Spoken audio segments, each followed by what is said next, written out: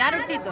ಇದು ಸಜ್ಜಿ ರೊಟ್ಟಿ, ಇದು ಜೋಳ ರೊಟ್ಟಿ, ಇದು ಕೆಂಪು ಚಟ್ನಿ, ಗುರಾಳ ಹಿಂಡಿ, ಹೆಸರು ಕಾಳು ಪಲ್ಯ, ಬದ್ನಿಕಾಯಿ ಪಲ್ಯ, ಬೇಳೆ ಪಲ್ಯ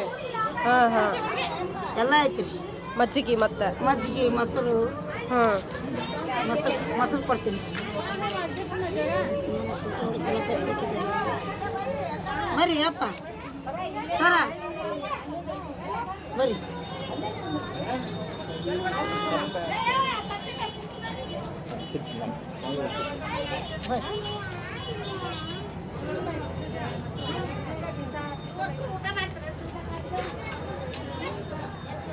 ಚಟ್ನಿ ಪುಡಿ ಯಾವ್ಯಾವ ಇದಾವ ಅಮ್ಮ?